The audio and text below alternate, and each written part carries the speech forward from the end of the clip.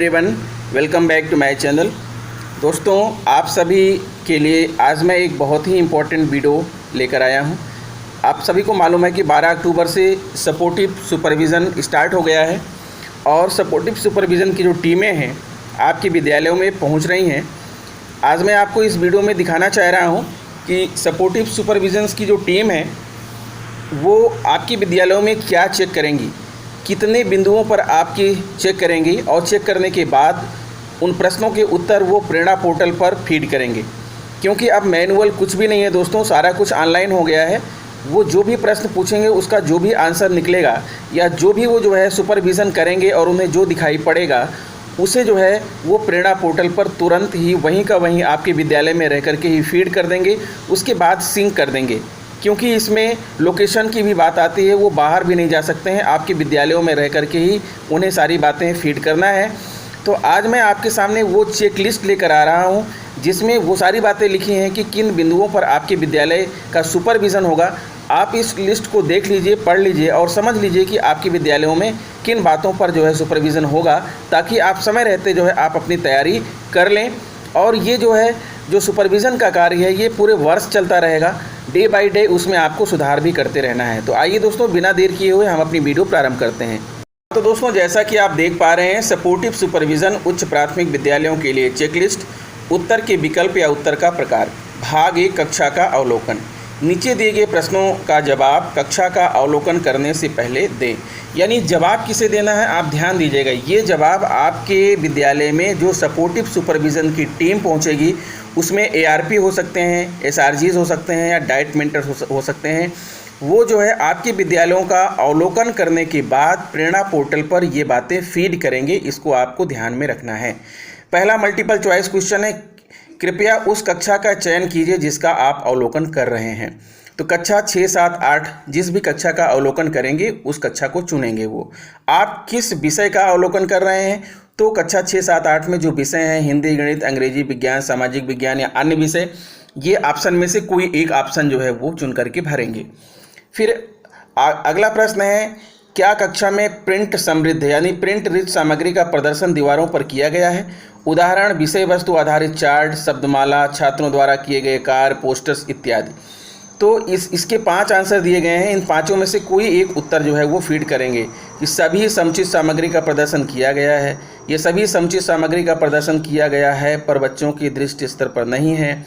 कुछ समुचित सामग्री का प्रदर्शन किया गया है, कुछ सामग्री का प्रदर्शन किया गया है पर वह कक्षा के अनुरूप नहीं है, कोई सामग्री का प्रदर्शन नहीं किया गया है। इनमें से कोई एक भरेंगे। अब आप सोचिए कि आपको क्या भरवाना है, कैसा आप कक्षा का वातावरण प्रदान करते हैं। जैसा आप प्रदान करेंगे वैसा ही वो भरेंगे। अगला मल्टीपल चॉइस है, क्या शिक्षक पढ़ाने के लिए शिक्षण योजना का उपयोग कर रहे हैं। यह शिक्षण योजना शिक्षक द्वारा तैयार की गई भी हो सकती है एवं सहायक पुस्तक में दी गई भी हो सकती है। हाँ या नहीं, वो हाँ और नहीं के जवाब देंगे, प्रेरणा पोर्टल पर फीड करेंगे। अगला प्रश्न है, क्या शिक्षण योजना पाठ योजना में यह स्पष्ट है कि वह कौन से शिक्षण संबंधी परिणाम लर्निंग आउटकम पर आधारित है। तो इस प्रश्नों का जवाब देंगे वो हाँ या नहीं में। ठीक है, फिर आगे आते हैं, आगे बढ़ते हैं। आगे देखिए, अगला प्रश्न है, क्या यह शिक्षण योजना सभी अधिगम स्तर के छात्रों को ध्यान में रखकर तैयार की गई है। हाँ या नहीं, हाँ या नहीं में जवाब देंगे। ठीक है, फिर अगला है, इस पाठ के लिए शिक्षक द्वारा किस प्रकार की गतिविधियों की योजना तैयार की गई है। अब यहाँ पर गतिविधियों का नाम है पाठ्य पुस्तक, टेक्स्ट बुक, ध्यान आकर्षण, शिक्षक संग्रह आदि। ठीक है, यानी जो प्रश्न है दोस्तों ये आपके लिए हैं। आप सोचिए, इसे ARP, SRG और डाइट मेंटर्स इन प्रश्नों का उत्तर जो उन्हें दिखेगा वो प्रेरणा पोर्टल पर फीड करेंगे। लेकिन ये प्रश्न आपकी तैयारी के लिए हैं कि आपको इन बिंदुओं पर अपने आप को तैयार करना है। इसलिए आप इस वीडियो को ध्यान से देखिए और आखिरी तक देखिएगा। अगला प्रश्न है, शिक्षक शिक्षण प्रक्रिया में किस संसाधन का उपयोग कर रहे हैं। पाठ्य पुस्तक, ध्यानाकर्षण, शिक्षक संग्रह या अन्य। क्या शिक्षक द्वारा प्रयुक्त TLM जैसे कहानी की किताबें आदि शिक्षण प्रक्रिया में सहायक एवं प्रासंगिक हैं। हाँ या नहीं। किट किताबें और TLM बच्चों को सुलभ होने चाहिए, अलमारी में बंद नहीं होना चाहिए। इस पाठ में किसी TLM की आवश्यकता नहीं है, उन्हें जो लगेगा वो फीड करेंगे।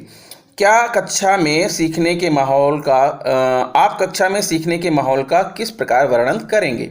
तो इन 3 ऑप्शन दिए गए हैं, 3 में से कोई एक करेंगे। सभी बच्चे पठन पाठन में व्यस्त हैं, सहजता से शिक्षक और सहपाठियों से सवाल जवाब कर पाते हैं, या केवल कुछ ही बच्चे कक्षा में पढ़कर भाग ले पाते हैं, अधिकांश बच्चे केवल पूछे जाने पर ही प्रश्न का उत्तर देते हैं, अथवा अधिकांश बच्चे प्रश्न पूछने में हिचकिचाते हैं, अध्यापक से डरते हैं। फिर अगला प्रश्न है, कक्षा में समावेश की स्थिति कैसी है? इसके लिए भी 3 ऑप्शन दिए गए हैं, इन तीनों में से एक ऑप्शन वो भरेंगे। छात्र विभिन्न सामाजिक पृष्ठभूमि लिंग के बावजूद आपस में खुलकर सीखने के लिए बातचीत करते हैं। कक्षा में विभिन्न कारणों से कुछ भेदभाव की भावना देखी जा सकती है, जिसके कारण सभी बच्चे आपस में सहज रूप से पढ़ाई के लिए बातचीत नहीं करते, या स्पष्ट भेदभाव देखा जा सकता है, जैसे लड़के लड़कियां और दिव्यांग बच्चों को अलग अलग बैठाया जा रहा है आदि। ठीक है, तो इन तीनों में से कैसा माहौल आप देना चाहते हैं, आप खुद डिसाइड कर सकते हैं। शिक्षक कक्षा में किस प्रकार के प्रश्न पूछ रहे हैं? शिक्षक कोई प्रश्न नहीं पूछते। शिक्षक केवल ऐसे प्रश्न पूछते हैं जिसमें बच्चों का केवल हाँ या ना में उत्तर देना है।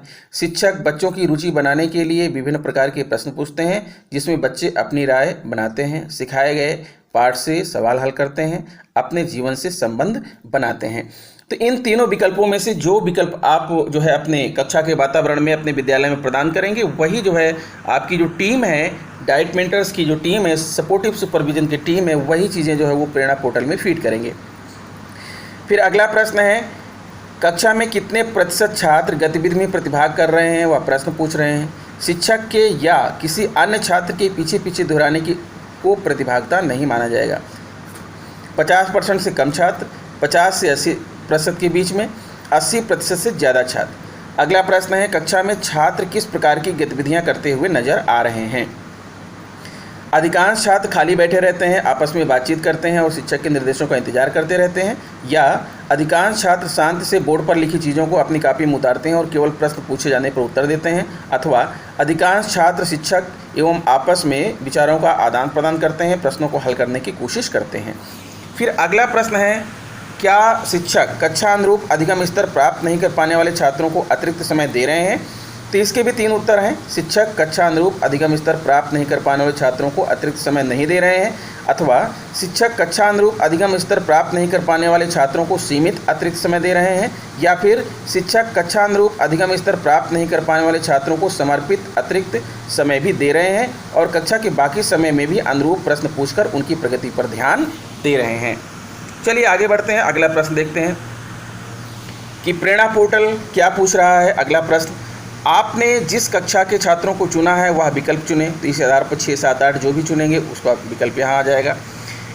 उसके बाद छात्रों से भिन्न अंकों की संख्याओं को भाग करने के प्रश्न पूछे। पाठ्य पुस्तक से प्रश्न ले सकते हैं।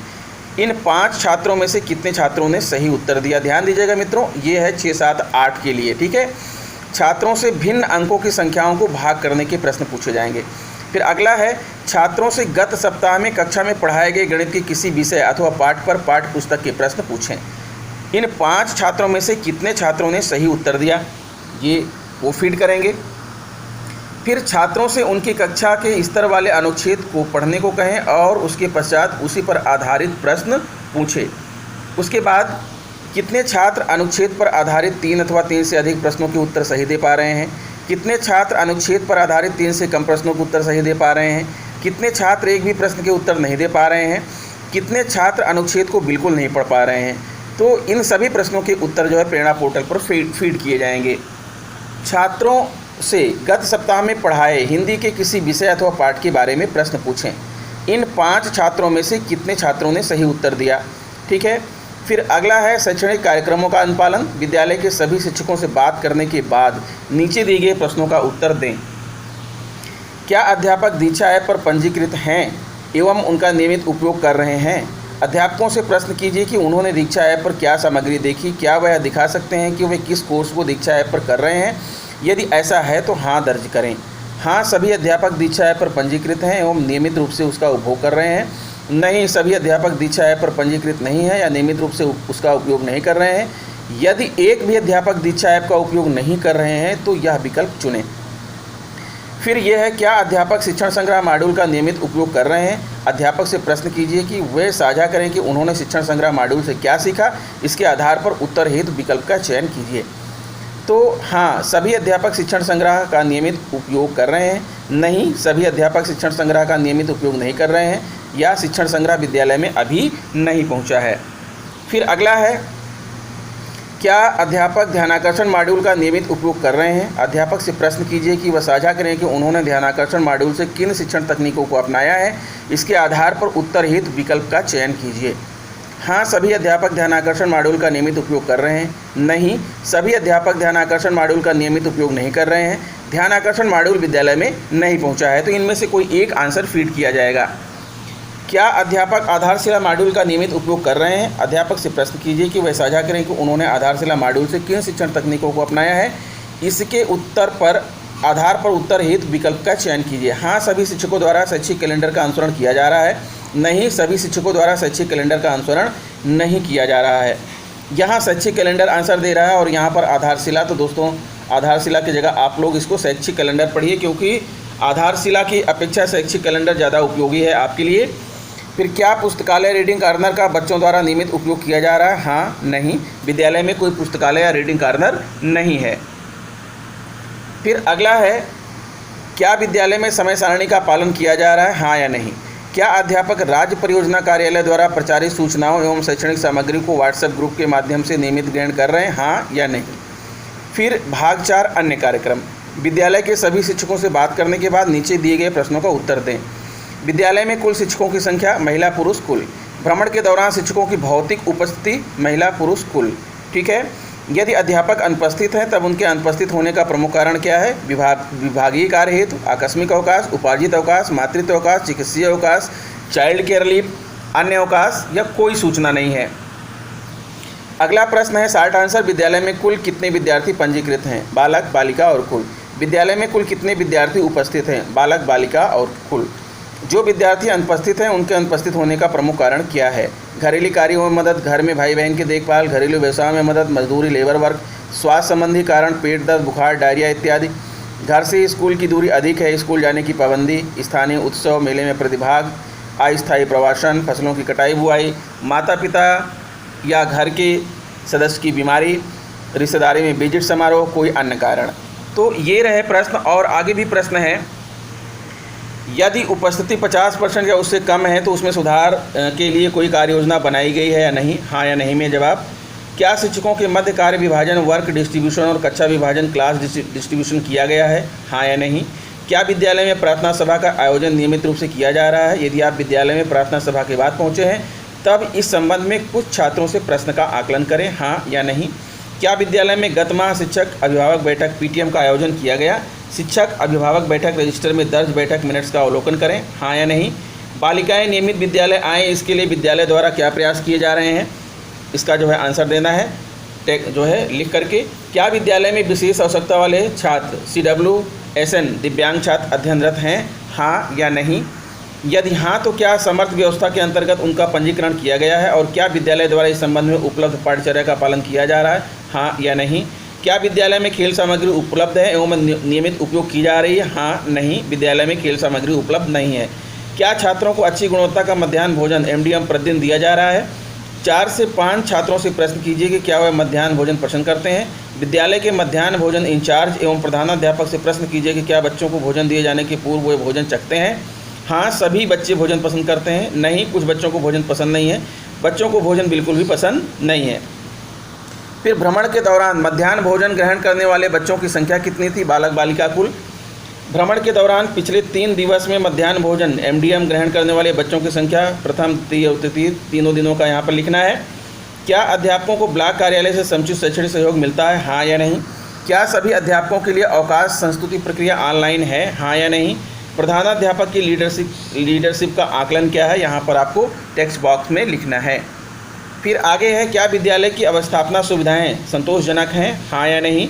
कितने प्रतिशत बच्चों को व्हाट्सएप DD रेडियो से शैक्षणिक सामग्री प्राप्त हो रही है? 80% से ज़्यादा, 50 से 80, 50 से कम।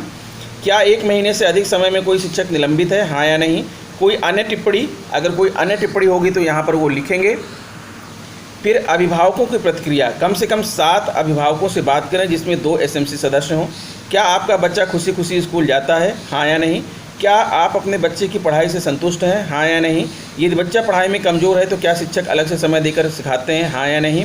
क्या बच्चों को नियमित रूप से गृहकार्य दिया जाता है, हाँ या नहीं। क्या शिक्षक विद्यालय खुलने से पूर्व आ जाते हैं और विद्यालय बंद होने के बाद जाते हैं, हाँ या नहीं।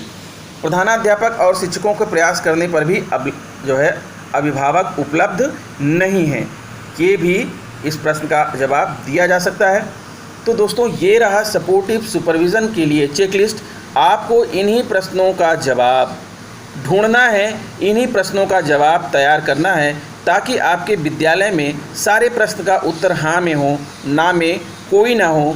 आपकी यही कोशिश होना चाहिए। दोस्तों आशा करता हूँ कि मेरा वीडियो आपको पसंद आया होगा। अगर वीडियो पसंद है तो प्लीज़ मेरी एक छोटी सी आग्रह है कि मेरे चैनल को सब्सक्राइब कर लीजिए, बेल आइकन को प्रेस कर दीजिए। अगर हो सके तो इसे दूसरे मित्रों को शेयर भी कीजिए। तो इस वीडियो में इतना ही, मिलते हैं आपसे नेक्स्ट वीडियो में। नमस्कार। एक बात और बताना चाहूँगा दोस्तों, मैं जो है इस वीडियो की जो PDF है, PDF की लिंक वीडियो के डिस्क्रिप्शन में दे रहा हूँ। आप वहाँ से इसको डाउनलोड कर लीजिएगा और आप अपने यूज़ में इसे ले सकते हैं।